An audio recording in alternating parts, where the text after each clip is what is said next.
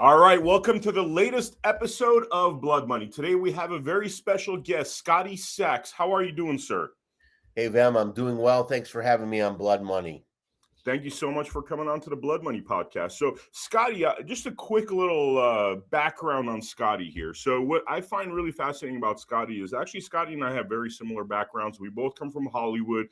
We both worked within the Hollywood world, producing shows and really having an inside scoop on what's happening. So, this conversation we're about to have before the podcast, we started talking about essentially it's 9/11 today, even though this episode is probably going to air a few days later.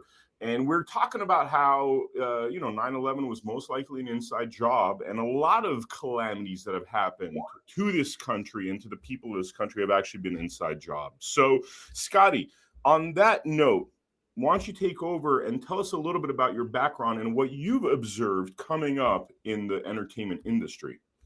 Well, Vem, be glad to share a little bit of my background and how we got here today. Yes, I've been in mainstream media, music industry, Hollywood, all facets of entertainment for about 40 years now. I've done everything from produce and syndicate radio and TV programming to negotiate over $1 billion of advertising and sponsorship deals. And as I'm sure you traveled around the industry, got invited to a lot of parties, a lot of events. We both probably saw a lot of things. And I think the best way to frame up our conversation today is to share a couple of anecdotes, which really will shed some light on how we got to where we're at in 2023 and how all these false flag events, these inside jobs, why and how they occur. So, let me start by sharing a story. In the late 80s, I was invited to, I'm invited every year to an ABC fall preview party where the ABC network presents its fall new programming to the advertising community. So I showed up to this particular event. It was 1989, 1990. I can't remember the exact year. I showed up late. There were about 100 tables of 10 people, so about 1,000 people there, and every seat was full except for one table all the way in the back in which one man was sitting. I sat down at that table. I ran to the buffet. They were closing the food down. That was my priority at 29, get some food in me. And I started eating my food, and I looked up at the man to start conversing with the man sitting across from me. And lo and behold, it was Peter Jennings, the great ABC newscaster. For 10 years, he had the number one rated newscast at 6 o'clock. And so Peter and I began to talk as you would at an event like this. And Peter was drinking. And I waited till he had 4 or 5 drinks in him to ask him about my grandfather, Vem, who despised, hated Peter Jennings. My grandfather survived the Holocaust, escaped from a concentration camp with the help of the Red Cross, who was once, I believe, a good organization. But my grandfather hated Peter Jennings. He said he was an anti Semitic Jew hater. So I thought as I'm sitting there and Peter and I are talking, I'll never have a chance to ask him again about my grandfather. So I laid it on him. I waited till he had about 4 or 5 drinks. I said, Peter, my grandfather hated you. He said you were an anti Semitic Jew hater. And he threw things at the TV at you, even threw a lit cigar butt one time. My grandmother freaked out because the cigar butt was lit, and he just flicked it at the TV at you. And he said, God damn, Peter Jennings. So, Peter, what say you about my grandfather's thoughts? And his response, Vem, was striking and was twofold. He said, first of all, your grandfather's a perceptive man. While I'm not a Jew hater and I was never anti-Semitic, when I was a rookie reporter, I did not get hotel rooms. I got a host family. My host family was Arabic Palestinian, and I broke bread with them for 18 months. He said, I suffered a human emotion called sympathizing. I sympathize in the Arab-Israeli conflict. I sympathize with the Arabs and the Palestinians. He said, you would too if you broke bread with someone for 18 months. But then what he said is the point of this conversation, Vem. He said, but Scotty, it doesn't matter what I thought, or for that matter, what you or your grandfather think. He said, because everything we see and hear on TV and radio is a media construct and a narrative. It's all to serve an agenda. And I was, just floored by that remark. I asked him to repeat it to make sure I understood it. And he said, yes, everything we see on TV is a media construct and a narrative, even his newscast, because he said, after all, I'm just reading talking points. And we'll come back to those talking points with another story later. Mm-hmm. So hold that thought. We have a media that's for 70 years has framed the news and framed the narrative to fit their agenda. In a couple years later, doing business with Johnny Cash, as I was telling you earlier, syndicating a radio show called Johnny Cash American Folklore. And my job was to get it on radio stations and negotiate with his record label the rights to use the music which they owned. So I did those two things very well, I might add. We cleared 200 radio stations. Every country radio station in America wanted Johnny Cash's programming. It was the easiest layup I ever had in business trying to get this show on the air. And you're probably somewhat familiar with syndication. Can be a very dog-eat-dog tough business, but this was an easy layup. So backstage at an event one night, Johnny's on stage playing. I'm with Johnny Cash's wife, June Carter Cash, and a few friends.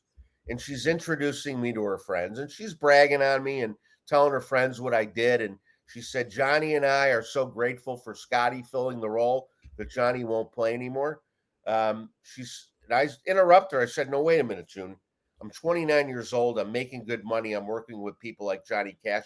And he was introducing me to other people like Kenny Rogers and other great artists. And I said, I really need to thank you, June. She said, no, Scotty, you don't understand something. Johnny will not work with the media and the music industry anymore. He will not do business with them. So you're filling a role he can't do. So, of course, I asked her, why won't Johnny do business with the media and the music industry anymore? And her answer floored me. She gave me one of these. She said, Scotty, because they're a Luciferian satanic cult, and Johnny doesn't want to be a part of it. So if we take those two anecdotes and we put them together, we've got a media, the bullhorn for the deep state cabal, the central banking cabal that owns 90% of the media. We have a bullhorn that constructs the news and the narrative to frame for their agenda. And we have a Luciferian cult that's running the show. Is it any wonder we are where we're at today, Vem? It's why we're in the situation we're in 2023 and why they've been able to get away with 9/11, the Haina fires, and the other, events over the years, the JFK assassination, all these so-called conspiracy theories, which you and I now know are really just conspiracies on their part. They conspired to pull these things off. One more quick thought, just to really put an exclamation point. So in 2014, we had this thing in Ferguson, Missouri, with a boy named Michael Brown. He was a teenager. I think he was 19 years old. He had just finished a drug deal and had, I think, robbed a convenience store, something to that effect. The media narrative was he was a good kid. He found Jesus. He was a good member of the community now. The complete antithesis of who this boy really was. And he was murdered by the police. And it was kind of a George Floyd. It was George Floyd 1.0. It was a George Floyd event where they used it to divide and conquer us, right? To divide us by race. And I was at CBS TV the day after that happened. And I was with the program news director, who was a friend of mine. My wife was best friend growing up, was married to this guy. So after negotiating a deal with CBS TV, he and I went to lunch. We came back from lunch. He had a memo on his desk. He picked up the memo. He starts swearing, God damn, I'm not doing this story like this. This is all bullshit. He calls his boss on the phone. He says, hey, I got the memo with the talking points for the Michael Brown story on my desk. He says, you and I know this is not the way it is. So why are we running the story this way? And why did we send our best camera crew to get the B-roll? Why are we doing the things this way? And his boss said, who ran the TV station, ran CBS at the time, if I remember correctly, You have 3 boys to put through college. You'll run the story according to the talking points in the memo on your desk." And he hung up the phone. So, of course, I was real curious. Well, if you've got this memorandum, we're talking with all these talking points that are a bunch of baloney, where do they come from? And he wouldn't tell me at the time. He said he'd have to shoot me. So on the way out of his office that day, about an hour later, I really pressed him. I said, "Come on, Jim, tell me, where do these talking points come from? You got to fill me in. I'm not leaving here till you tell me." And he said, "Okay, it's a 3-letter agency, 3-letter intelligence agency." I said, "Does it begin with an F or a C?" He says a C. So I left that day thinking, all right, Operation Mockingbird Media. We know about these things, right? Mm-hmm. It's really my true to life confrontation with Mockingbird Media, a CBS memorandum, and a guy, a program and a news director who's got to run a story he knows is a bunch of baloney. It happened to be the Ferguson, Missouri, and Michael Brown story. So, Vem, this is 2023. We're 25, 30 years past these events that I experienced, but nothing's changed really and truly. They still construct the narrative. They still have their talking points to fit their agenda. It's still a Luciferian cabal that's running the show, and the CIA is still involved in the so-called 4 a.m. talking points. I think a lot is changing in the past 18 months, 2 years, and I do believe the mainstream media is on its last leg. I do believe they're dying. The mainstream media, as we know it, won't be around in a couple years. They're gonna have a fatal death that we'll all watch in real time. We're watching it. CNN used to have 3-4 million homes in prime time watching CNN. Now they're lucky to get 400,000 or 500,000 homes. Yeah. So they're dying. They can't get an audience anymore. And I submit to you that you and I and all the podcasters in the Truther alternative media, we are the mainstream media now. Yeah. So you think that really they're on their last legs? They're about to be put out of their misery at this point? Yeah, I really do. I'll give you a couple little anecdotes. They're both concerning CNN. When I don't remember his name, the guy that used to run CNN, he was a Trump hater. Jeff Zucker. Jeff Zucker, thank you. Yeah. Which, by the way, quick note, he was a reality TV show producer. Which right, exactly. I remember hearing that he was hired at CNN, and I was like, wow. That's I already knew there was a shtick going on right there, because you don't hire a reality show producer to run a news network. And it was very obvious that they're going to produce their news like reality, hence and therefore it's complete BS. Right. Speaking of, before I forget the thought, you were talking about Stanley Kubrick. This thought will leave me if I don't tell you now. His deathbed confession was Apollo was his best movie ever. Wow. The moon landing was his best production ever. He produced the whole thing, right? It wasn't real. Another false flag event, right? So Jeff Zucker leaves CNN it's right now, I'd say about 14, 15 months ago. Unnamed executives at CNN that I am still in contact with. One of them called me and said, "I got this memorandum today that there's a new management group in charge of the network that's going to oversee the day-to-day operations." And he read me part of the memo. At the end of the memo, the last line was, "President Trump has his hands on this management group." What does that tell you? Wow. Who's really running the show at CNN? Fast forward to literally a month ago, the CNN board of directors and executive management team had a meeting. They met with regards to the subject. Should we sell CNN now while we can still get a buck for it? They were all contemplating just selling the network and putting themselves out of their misery. Wow. They concluded the meeting in less than an hour.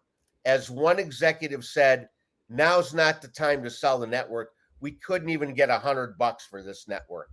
Wow. That was a quote from an executive. "We couldn't get $100 for CNN." So, yeah, I do believe they're on their last leg. I do not believe they're in total control anymore. I know this is a stretch for a lot of people to believe that somehow the military The white hat military, not the military generals we see on TV, not the military beholden to the Biden administration that are appointed by, Joe Biden with Barack Obama in the basement calling the shots, right? The white hat military, I'm talking about guys who, when Kennedy was assassinated, there was a group of military generals who got together, not just in the United States, globally. And they said, we've got to do something about this cabal, this, Luciferian. They knew all about the Luciferian cult that let's face it, it's the central banking families, the bloodlines that own the central banks, the Rockefellers, the Rothschilds, the Paysours of France, the JP Morgans. These are the people who call the shots. And when Kennedy was assassinated in 1963, they formed a group to go after and take down the cabal. Now, they've been working 60 years at this, Vem, and I submit to you, they now have the cabal in checkmate. Are you sure? I mean, is that a real story that there is this group of individuals that have been pursuing the cabal for the last 60 years? These are not just stories that I've heard over the years. These are things that have been confirmed to me with contacts related to military intelligence, Homeland Security, and the U.S. Treasury. Contacts I have that have confirmed, yes, there is. They call themselves the Alliance. That's the word. The White Hat Alliance, I call them. They have been operating since the 60s with the help of other groups. There's a group, Jason Shirka, who's got a pretty big following these days, content creator with a platform called Unified. Jason Shirka has been interviewing a guy named Ray from an organization called the TLS, which I forgot what TLS stands for, the Light System or something like that. They have been helping this White Hat Alliance. I know other groups. I've gotten confirmation from Master Lama Rasaji. He's with the 3,000-year-old lamasery out of Tibet. They are a group of 12th degree black belts. They're experts in martial arts. He's confirmed to me they've gone on missions in the DUMBs, the deep underground military bases, where they're rescuing children. And the reason they bring these lamasery Tibet monks with them is because one monk can take on like 40, 50 guys. He's that adept at martial arts, of all kinds of martial arts. Wow. And in hand-to-hand combat, nobody can take on these Tibetan monks that are from the 3,000-year-old lamasery. So I've gotten too many stories, too many tidbits, too many pieces, Vem, where there has to be some alliance fighting the cabal. And I submit to you, if there wasn't, wouldn't Trump already be in jail or dead? Wouldn't they already have disposed of the Donald Trump? Wouldn't they already have disposed of Vladimir Putin? Wouldn't they have already rid themselves of their enemies that if they were in total control? So I do believe this White Hat Alliance exists. Call it whatever you want. It's not just military generals. It's good political forces, civic leaders, business leaders. It's a group of good people that have been operating now for a couple of generations working against this deep state cabal. And we can only hope that everything I believe I've heard is true, is in fact true. And if it's not, look, only one side can win, right? It's God versus Satan, deep state versus we the people, and good versus evil. Both sides can't win, Vem. If they win, if they get their central bank digital currency and their World Health Organization calling the shots globally on our health, that's it. We are in our one world government and we're slaves. We're done, right? Yeah. You're okay. So you're saying that Trump is the head of the CNN group? Is that what you said earlier? Or No. That the management group that was running CNN, that Trump had his hands on them. What does that mean? Well, that the management group running CNN has Donald Trump's input. So he's part of, like, I don't get it, but CNN attacks him so much. Yes, because they're still playing out the narrative. You know, what I can explain to you is what I've been told. Again, nothing that I could validate and show you paperwork and Mhm. proof. I Mhm. can't show you a video, can't show you papers, but in fact, there is paperwork to prove Donald Trump wrote an executive order that left the military in charge, continuity government. Before Mhm. he left office, he left the military in charge of this country. Joe Biden has extended those executive orders. He just extended it the other day. Mm. Why would Joe Biden extend the executive order leaving the military in charge when Joe Biden knows the military is divided between good guys and bad guys? This alliance I've been talking about, and then Mhm. the bad guys. Joe Biden has extended other Donald Trump executive orders that make no sense. So I have been told that the last 3 years since they stole the election have been about exposing this cabal agenda to the sleepers, to the Mhm. people who have been sleeping, so that the economy, the open borders, even the mayor of New York is saying that these illegal immigrants are going to destroy New York. This is Mhm. a Democrat mayor who's as much a part of the deep state as anybody, and he's screaming now loud and clear that these illegal immigrants. So the open borders, the economy, Mhm. the complete loss of energy independence, the woke agenda in the schools with critical race theory and the transgender BS they're throwing at us, at our kids. This is all being allowed to happen. I have been Mhm. told this is all being allowed to happen to wake up the sleepers. There is a woman, Dr. Jan Halper, that's been making the rounds. Look for a video she did with David Nino Rodriguez. She's a Mhm. DOD contractor. And she said, in fact, her work with a group of people is to surveil social media to get a pulse on the American people. And she said, we're feeding back the military this information, watching all of social media 24/7. There are 6 of us watching social media, feeding the military intelligence of the pulse of America. Why? Because at the right moment, they will take down the cabal. When they think, I've heard 2 numbers, 70% and 80%.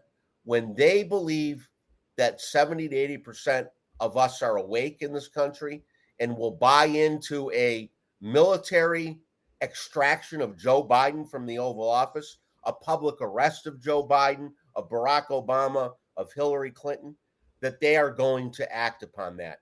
Factually, in 2015, the military wanted to take many former military guys have confirmed that in 2015 the military was split. Half the military wanted to take Obama out. They wanted to arrest him, publicly shame him as a foreign enemy, Mhm. as not a real president, as a Manchurian candidate, right? But they decided not to. Why? Because we'll have civil war in America. And I believe they were right. In Mhm. 2015, had they taken Obama down, we would have had a civil war.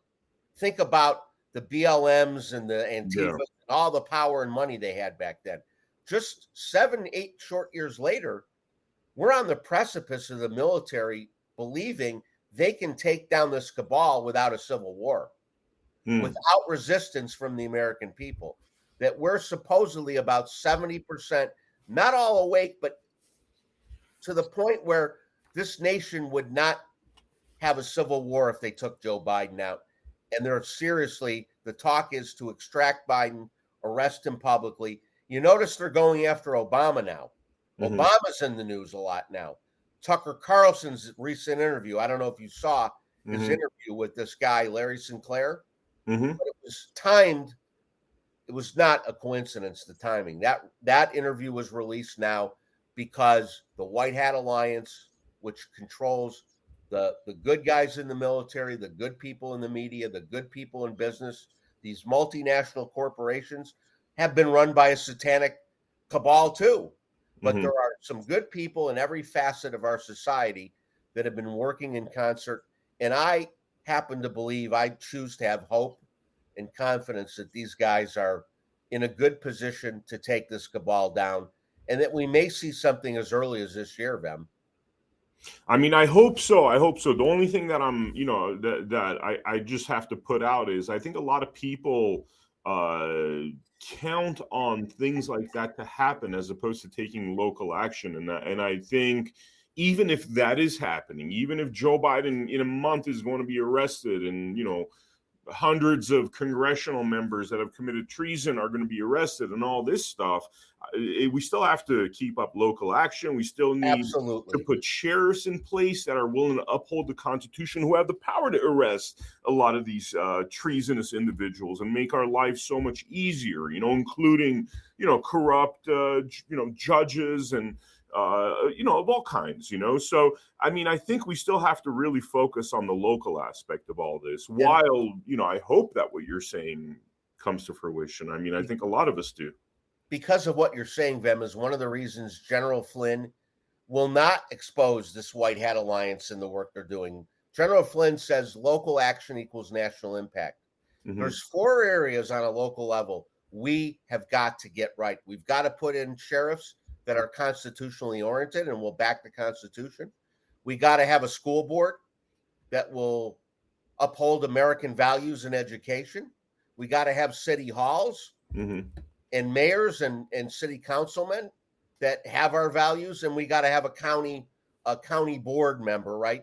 So at those 4 levels, we need to keep throwing punches. We need to be in the ring swinging. I talk about this every week on Sovereign Radio about the need for local action. I agree with Flynn. Local action does have national impact. There's people working in Arizona, in Michigan to take the elections, to get the elections reversed. I'm working with a group that's canvassing, literally going door to door, canvassing, uncovering election fraud. And we take the affidavits that are signed by homeowners. You go to a door, you knock on them, you say, 30 people voted from your address. Are you aware? And the man says, no, it's not possible. Just me and my wife live here. They're a 70-year-old couple and they live alone, and yet 30 people voted from their address. When you show them the facts that you have the voter rolls and you can show them that 30 people did use their address to vote, they're pissed off.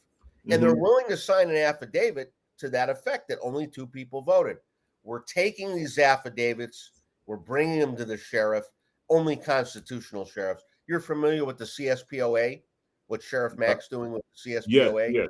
Yes. Constitutional Sheriffs Yeah. Association. So Sheriff Mack and I are pretty close these days. I've had him on the show a lot, and I'm working with him on a strategic initiative to make sure that county by county, the 3,000 counties in America, we get constitutional sheriffs. Sheriff Mack will tell you only about 10% of our counties right now have true constitutional sheriffs. So we got a lot of work to do. People have to go to their school board meetings. They got to take down, look what Merrick Garland did with the parents that were going to school board meetings and attacking their school board. He made them domestic terrorists, right? He wrote a letter to the FBI saying these parents going to school board meetings should be treated as domestic terrorists. So we know we're over the target when they do that, right? Yeah. And I mean, all right, let's talk a little bit about, before the show began, we were talking about all the conspiracy theories that have turned out to be conspiracy truths, because I think the viewers have to really understand how much of a scam has been run on the American people for so long. This JFK assassination, the RFK assassination, the MLK assassination, 9/11, what happened in Hawaii, COVID-19, like all of these, the October 1st shooting, I mean, in Las Vegas, all of these instances resulted in Americans perishing, right? So we're dealing with whatever government deep state apparatus that, more or less looks at us like useless eaters, disposable. They sure do. Yeah. I mean, being in Hollywood, tell me a little bit about what you've observed as far as the alliance between what is happening in Hollywood and these deep state Kabbalists. Well, we got to go back to the fact that they controlled the media. So let's take an average 55-year-old in America who's been watching mainstream media since they're 5 or 6 years old. So you've been watching mainstream media for 50 years. Even I'll include Fox News because Fox News is mainstream media any way you look at it. They're Yeah. no better, no worse than the CNNs. So we have been so conditioned. Even the term conspiracy theory, conspiracy theorist, was created by the CIA to defame us, to minimize us, to take away from our voices, right? So the problem we have, Vem, is all of us are fighting this conditioning of 50, 40, 50 years of conditioning of being told this is the way it is. This is the way things are. This is how things happen. That 9/11 was, some Muslim terrorists, that Lahaina was a fire that just happened organically. We have to shake off this conditioning of our 40, 50 years, depending on your age. I'm assuming your audience is older than 35, right? So that be the case, they've all been listening to mainstream media for 30 plus years. And it's very hard to shake off that conditioning. Even if you don't believe it anymore, you still hear it. It still plays on your subconscious mind. So to say that JFK was an inside job, by the way, George Bush Sr. involved in that plot, to say that 9/11 and Lahaina were somehow inside jobs and our government had a role in it, it's very hard to shake off this conditioning of 40 or 50 years to believe it. And if you combine the fact, we all agree it's a satanic Lucifer. The 1%ers that run the world are Luciferian. So nothing is out of order to them. They're capable. In fact, they get off on these mass deaths in Lahaina. They get off on jabbing millions of people and watching them suffer. This is their pleasure. It's a source of pleasure for them. So we have to first shake off this mainstream media narrative. Cognitive dissonance is a very powerful thing, isn't it? Yeah. We don't want to believe. I've had this conversation. I have an older brother. He's 66 years old now. He does not want to believe anything that's outside of the mainstream media narrative. And he tells me logically, I do believe 9/11 was an inside job. He says, I do believe something other than what we're being told happened in Lahaina. I do believe that JFK was assassinated was an inside job. But I have no proof and I have no other context but what I've been told by our media. And our media can't be that bad. They can't be that bad. He doesn't understand it's a Luciferian cult. So, this is the problem we have is how do we shake the sleepers? How do we get people out of their slumber? For you and I, it's second nature. As to what I've seen in Hollywood, look, I've seen things I wouldn't even talk about. Generally speaking, I'll talk about them. I've seen adrenochrome. I've seen the use of it in Hollywood. I've seen sexual abuse of teenagers. I was working with James Brown, producing and syndicating a TV show called Living in America.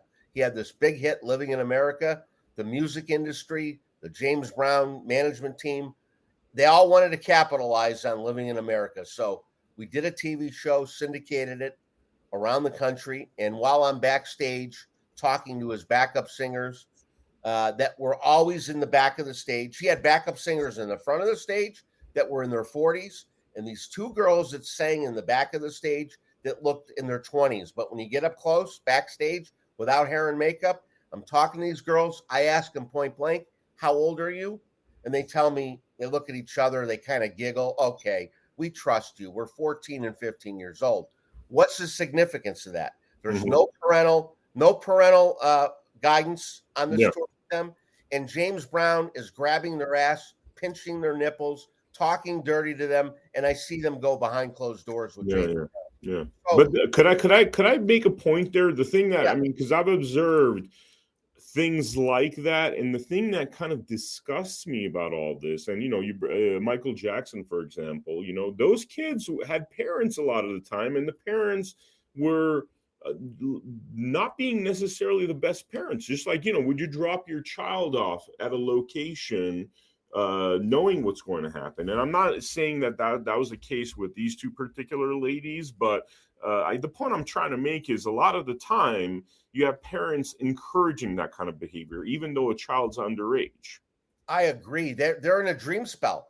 The Mm-hmm. parents of these girls were probably out bragging their daughters are on tour with James Brown, right? Yeah, That exactly. they're so successful, they've already hit it big time, that they're on tour with James Brown. The kids that were allowed to hang out with Michael Jackson, the parents probably thought this is wonderful for my Yeah, kid, yeah. So the parents are in a dream spell. They're subjected to the same indoctrination and the media, Hollywood. It's pretty fascinating. You got to give these people credit. They're brilliant. When you take the mainstream media, we'll call it the news, you take Hollywood and the music industry, and they're all working in concert to deliver this idea that these are people to look up to, right? That we should look up to Michael Jackson. We should look up to entertainers, Yeah. look up to the Kardashians, look up to professional athletes. Pro sports is now subject to the same bullshit as Yeah. we noticed with Colin Kaepernick taking a knee, and that all begun the infiltration and subversion of professional sports by the cabal.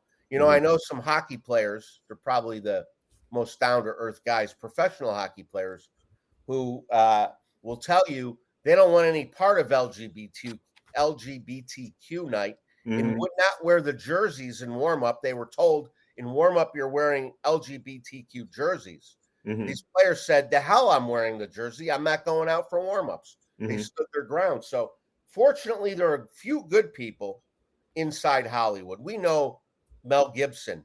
Look, Tim Ballard and Jim Caviezel, right? Yeah. They broke away from the dream spell of Hollywood and all that it had to offer, fame and fortune, and they set a separate course. So we do have good players, but you and I know, having been inside the cabal machine, that they work in concert. They feed each other. The news props up Hollywood. Hollywood props up the news. The music industry comes in behind with songs and lyrics and videos that supports Hollywood, right? How many times have Hollywood and the music industry collaborated to create content that merely propped each other up, right? Yeah. Yeah. I mean, it's insane because, I was a music video director, and for so many years, I remember being given songs that are clearly, sexually explicit, misogynistic, humiliating and degrading to women. And I just find it interesting that they're the ones making those selections, because those are the ones they want to make music videos for, which was my job at that time.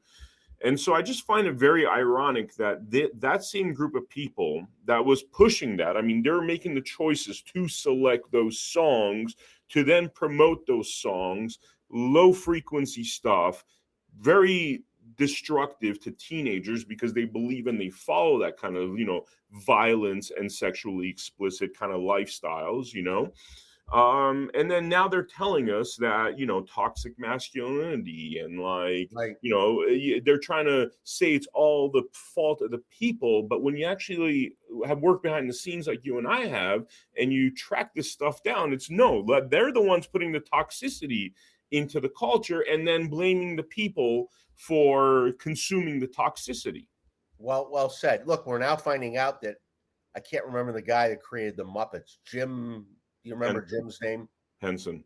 Jim Henson. We're finding out that he was using satanic overtones in the Muppets. That he was creating content for the Muppets that was very explicit with satanic overtones. So it's really infiltration and subversion at every level, from the time we're kids till the time we're teenagers. I'm curious. I'd like to have you on Sovereign Radio to talk about your years making music videos, because you must have seen and heard a lot of things that were very disturbing.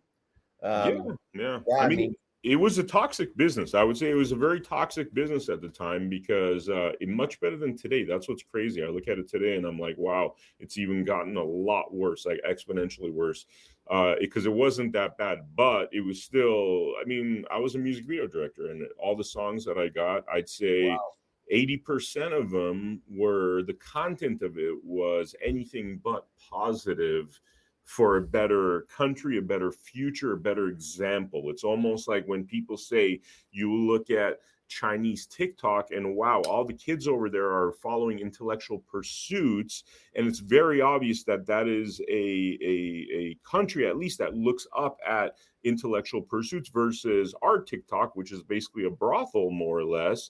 I mean, that came from somewhere. And though that kind of music that was being put into the public, I think had a lot to do with it.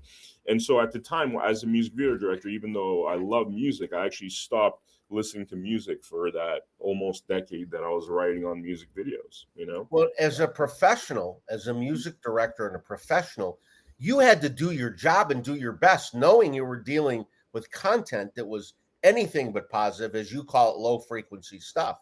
Yeah. So what did you do? You took the project and the scripts and the music and the storyline, and you ran with it, and you did the very best you could to produce a good content, because it was your reputation on the line, right? Mm-hmm. You know, when Mercedes hires me to go negotiate a network sports deal with their advertising dollars, I got to dig in and do my best job for them, get them the best bang for their buck, right? I got to look in the mirror too. And by the way, I really wasn't awake until I was 50, 51 years old. And at that point, I'm like, what if I get out of mainstream media and stop what I do? What do I do for a living? I have a daughter to put through college now. And my dad told me one time, he was a TV producer, and I was sitting in Art. You remember the name Art Linkletter? Yeah, totally. I was sitting in Art Linkletter's office with Art Linkletter, Arthur Godfrey, and Carol Channing. And Sammy Davis Jr. came in the office. They were hugging him, kissing him, loving him. The minute they walked out, they were calling him terrible names, the N-word, the K. They were calling him a kike because he had converted to Judaism. Just all the stuff I saw in that office that day, one day in their office, I asked my dad, how the hell do you work with these people? And he gave me the same line.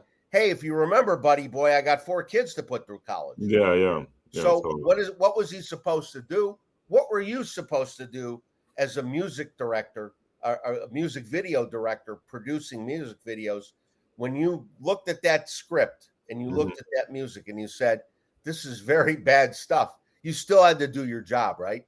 Yeah. And I mean, you know what it is, I think the understanding the overall significance of all the pieces, because that, you know, you're in your bubble, you're like, all right, the music sucks, it's low frequency stuff.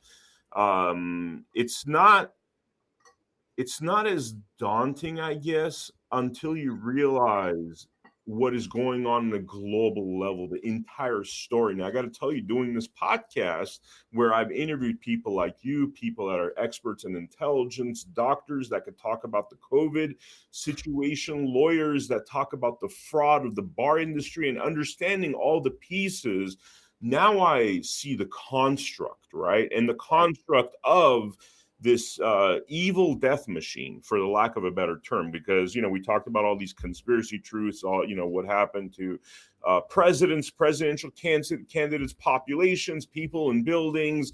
And when you put that all together, you realize, okay, there's like an evil death cult here, basically. You know what I mean? That looks at us like at any time we could be destroyed, obliterated, if it fits their agenda. So that all of a sudden, that when you look at it on that level, it's not so much I'm a music video director anymore. At that point, you're like, wait a minute, I am actually one of their soldiers, and I don't even know I've been recruited into their army. So you look at, you know what I mean? That's where you make your choice between good and evil when you see the big picture. Right. In a way, ignorance is bliss, because I'm sure there's plenty of music video directors out there not knowing that they're essentially working for Lucifer. But, you know, we took our journeys the way we took our journeys and found out the things we found out about, you know, and that brought us here. I mean, you know, there's a topic that kind of makes me almost uncomfortable. You were mentioning earlier how your father believed that Peter Jennings was an anti-Semite, right? And this is an issue that I run into a lot when I'm doing this podcast. There's actually an episode coming up with a gentleman that talks about this group. I believe it's like a committee of 300. How you know, he believes that they're all Zionists, but they're not actually Jews, that they're actually using Jews almost as an instrument, as a shield to protect their Luciferian agenda, right? I think that's very accurate. That's yeah, and the thing that kind of makes me uncomfortable about it, I came up in Hollywood. A lot of my mentors were Jews growing up. In our household, like I actually studied Yiddish, and we big fans of a lot of Jewish artists, because if you're an artist, there's a lot of brilliant Jewish artists, and that was something that was common in our household. But then when you start talking about these Zionists that are Luciferians, and they're looking at us like useless eaters, some people will quick to w an anti-Semite for saying such things. But tell me, I mean, as somebody that has Jewish family, what's your opinion? How do you deal with that topic? All of the above. Well, first of all, if you step back 10,000 feet and look down at the world, 99% of people are good, right? Mm-hmm. It's the 1% that are the Khazarian Jews, the Zionists, or whatever label you want to give them. These are people that thousands of years ago had to make a choice, were given a choice to be Jews or Catholics or Muslims.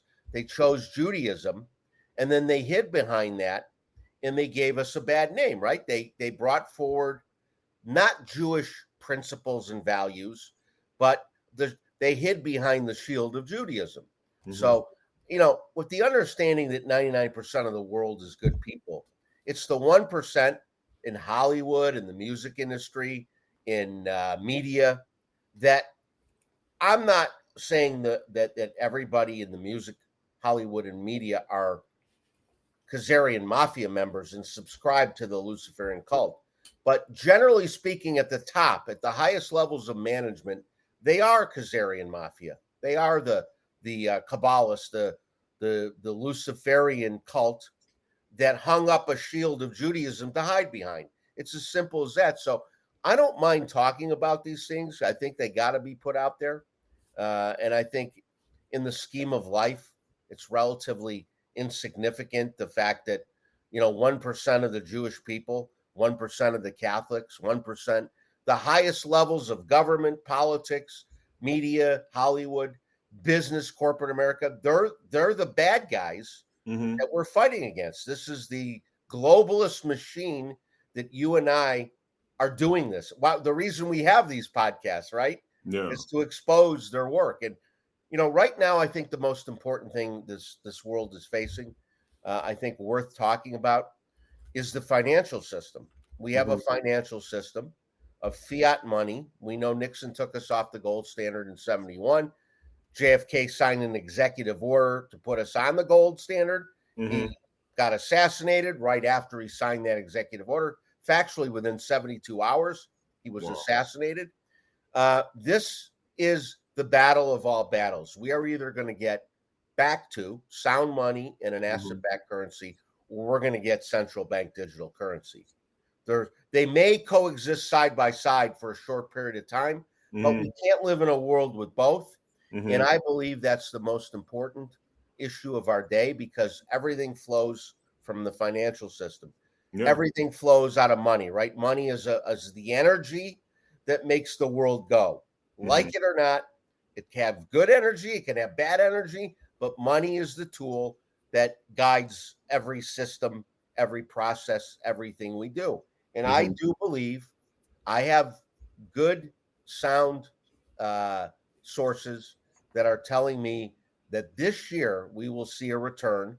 We will have this financial reset we've been waiting for, that we will be returned to the gold standard. It's a little different than just gold and silver, by the way. Yeah. In 2009, Google Earth did a study of all in-ground assets that 209 sovereign nations have. And 209 sovereign nations, not coincidentally, signed something called the Basel III and Basel IV agreement, which compel these 209 countries to back their currency with assets. Only this time it's going to be all in-ground assets, gold, silver, palladium, diamonds, minerals, even agriculture, Ven, will be used. So nations like Colombia, they're not rich in gold and silver, but they're rich in coffee. Yeah. So agriculturally, they're a very rich country. So their currency will have value. What's the significance of in-ground assets being used to back currency? I submit to you, it's God. It's what God gave us. Yeah, it's God-given assets in-ground assets. And I think that's the real story of our time. You know, if we're forced to live in a central bank digital currency, cashless society, and the World Health Organization can say, lock down America, you all take the jab, and if you don't comply, we'll take you off the financial system. Then we're left to live off the grid. We have to live in sustainable communities off the grid. You know, how many people could do that? How many people figure out? I have to point this out because this is, I mean, it's just so fascinating hearing you talk because I hope what you're saying is actually what comes to fruition. Now, we've heard almost the opposite, and I have to reference this episode that's coming up with Everett Triplett, right? Because what he thinks your endpoint and his endpoint is the same, which is that we are entering a new age that is going to be free of the kind of corruption and just horrible. You know, anybody that looks at this system it is a predatory system that feeds on the destruction of its own people. That's what it is, right? So he believes we are coming at a system that's what you are saying, which is, you know, ultimately it's like the Federal Reserve. And one thing I would, you know, also submit to you is the bar. Those two have to be, in my opinion, the bar is as bad as the Federal Reserve. I would even say it's the Gestapo for the Federal Reserve. The legal system is the Gestapo. I would agree with you. Yeah. And both of those have to go for us to really have true freedom, real constitutional values, right? What Everett was saying in his episode is that he believes that based upon biblical prophecy, that we should, all the righteous ones that are against this Luciferian agenda need to move to the mountains because there's going to be nuclear war. All the cities are going to be destroyed. And then we are going to enter this age of enlightenment for whoever survives. And I know that must sound like the most outlandish tale to some of the viewers out there. That's what he believes. He refers to biblical passages where Jesus says certain things. There's actually, it's kind of insane because there's actually, I believe, Jesus talking about essentially creating what sounds like a bomb shelter to shelter one who's living in the mountains from nuclear fallout. It talks about a big iron plate, talks about how, you know, you should face the wall, obviously, because, you know, you don't want fallout to hit your face. I mean, it's pretty detailed and kind of blew my mind in terms of what could be possible via prophecy. But what's your thoughts on that, on what Everett has been saying? We know it's, again, we have the same end game that we're going to get to 1,000 years of peace and prosperity. Exactly. That's what the White Hats, this alliance that I've been talking about today, I've been told very clearly, Scotty, they're not trying to put a Band-Aid on for 10 years. They're not trying to make us whole for 100 years. They're playing for 1,000 years, biblically speaking, of peace and prosperity. So Everett and I have the same end game, just a different way of arriving at it. Listen, his scenario is one that's very, very doable. I mean, it's a practical that it gets so bad that the only ones who survive move to the hinterlands, right? That they hunker down in the hinterlands. The preppers and the survivors are those who know how to live off the land and hunker down and shield from the rest of the world. I think it's not a crazy talk to me, but I just don't think that's the way it's going to be. I believe this White Hat Alliance has enough control and enough muscle and enough weight. There's enough from sitting in my shoes. What I see is the same thing Everett sees as the end game, just a different way of getting there. That we're going to lose a lot more people. We're going to have people die from this jab. We're going to have people die from some more false flag events that might occur. But what a war means death, right? And I believe what the White Hats are doing, trying to minimize. The only reason Trump fast-tracked the jab was to keep America open and going and our economies going, because we all would have had to face the real adversity of living off the land. Had they gotten their way, we would have been locked down for years, right? They would have kept us in lockdown for years, forced us to take the jab, all part of their depopulation plan. But I do believe, and I want to leave your listeners with hope, Everett's just a little more, I guess, a severe, he has a severe scenario to get to the other side. Mine is a more hopeful one. Yes, people will die, but I believe they're going to make it as painless as possible. Look, I think this economy is going to crash. I think people are going to walk around for a week or so thinking they're destitute and broke. They lost everything in the stock market. Any money they had in the bank is gone. But then on the other side of this, there is a restoration. There is this 1,000 years of peace and prosperity. You've heard the terms Nasara and Jasara. I don't even begin to understand those, Vem. I don't know what those mean. I just do believe that we're heading for this 1,000 years of peace and prosperity, the biblical sense. And I don't believe it's going to be a situation where people head for the hills and the hinterlands, although those who do will be safe for sure. But those of us that don't, if we have 2 weeks, 3 weeks worth of food and water, we'll survive the downtime. We are going to go to black. There will be a fade to black moment where this country looks like it's over, financially speaking and otherwise. But I think we'll come out the other side. So if you have 2 to 3 weeks worth of food and water and you can survive shutdowns for a couple of weeks, you'll come out the other side fine. Yeah. And I have to it's just fascinating hearing you talk because this is such a great companion. I mean, I think a viewer to get a real full picture of what the possibilities are, where this choose your own adventure novel is heading. I mean, you guys both agree on the 1,000 years of peace and prosperity, which is a biblical prophecy as well. Right. He seems to think it's going to be more like he was very precise. He said 391 days that he feels we have to survive, and like I said, with the, nuclear bombs falling, what you're saying is that really a lot of people are going to convert. A lot of the, normies or whatever we want to call them are going to convert, and that's how they're going to come onto our side. And yes, some of them are going to, or a lot of them might die because of the COVID jab and other methods. But, he seems to think that all of those people are not going to convert and they're going to be basically destroyed by a nuclear disaster. It's a really interesting kind of way of, you guys are both arriving to the same conclusion, but it's a different way to get there. Yeah. And one other note was that, the first time that God punished the earth, essentially for Sodom and Gomorrah type behavior, I think was because of with the floods. The next time he promised fire, hence and therefore he thinks that these nuclear bombs are fire, which is very interesting. And then you put the movie Oppenheimer into the mix of things, and the timing of that, it's just really fascinating. And since we're 9/11 today, even though this episode's probably going to air a few days from now, let's talk about what happened there. All you have to do is watch the video of somebody whispering in George Bush's ear. He was in a classroom when they told him something had happened. He reacted like, okay, I knew it was coming. He nodded his head like, okay, it happened. 9/11 was intelligence agency planned event, included the CIA, the Mossad, and there were definitely bombs that were put in the basement to implode the building. Why? It had a lot to do with destroying records, financial records that relate to military spending. Also has to do with the financial system.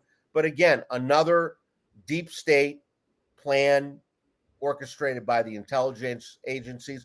Really the same people that 9/11 did the Kennedy assassination, did Lahaina. It's all the same people, right? They're the same group of people that have executed all these things.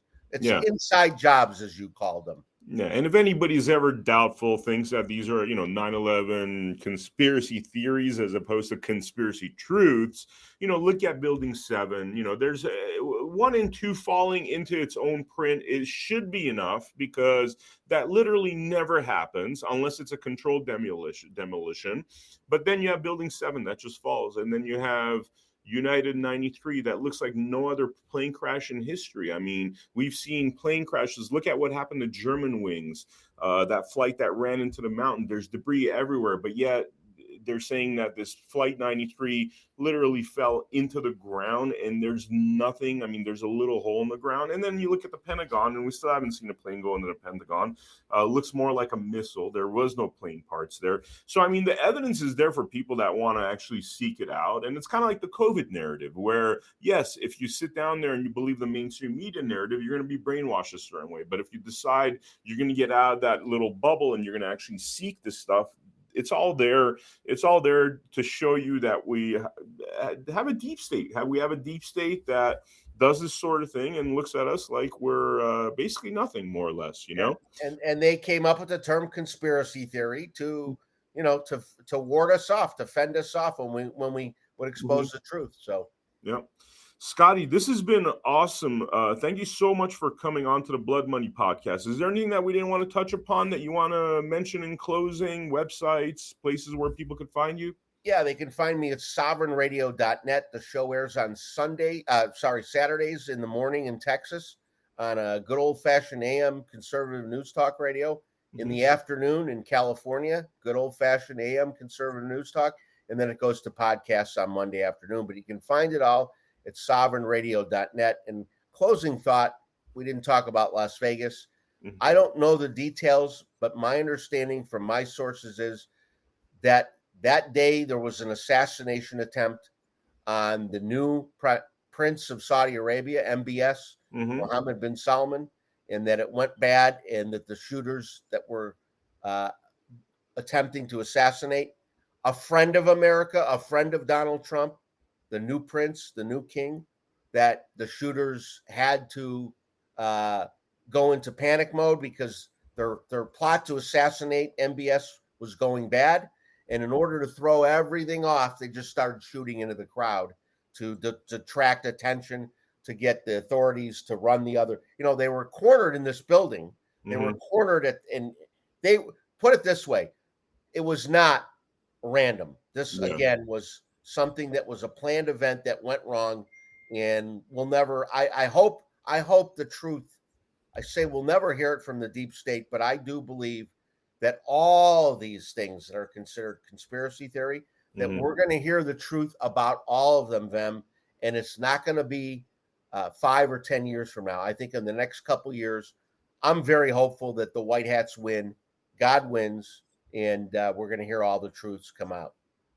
Yep, I hope so too, from your mouth to God's ears, Thank you so much, Scotty, man. Really appreciate this. And thank you so much for the viewers out there for joining us for this episode of Blood Money. Make sure you check out americahappens.com. Make sure you consider supporting us by making a donation, because that's how we get this information out to you. So consider donating to us. Also, check out our shows like Daily Devotions, our morning prayer series with LW. Also, Blood Money 4 or 5 days a week. Our AHN News Live with Corinne Clifford, Tuesdays and Thursdays, where we bring you live news with independent journalists all around the country, and Conspiracy Truths with Mindy Robinson. And definitely check out her October 1st, 2017 mass shooting documentary that she did, which you could find on our website as well, because it touches upon a lot of the topics that we talked about with the October 1st shooting. Thank you so much for joining us for this episode. I will see you on the next episode. Take care. Truth in media is not free. If the corrupt corporations run the media, then all we get is a pile of lies. So please support truth in the media by donating to americahappens.com, by simply going to americahappens.com, clicking on the support tab, and entering a generous donation. Thank you so much.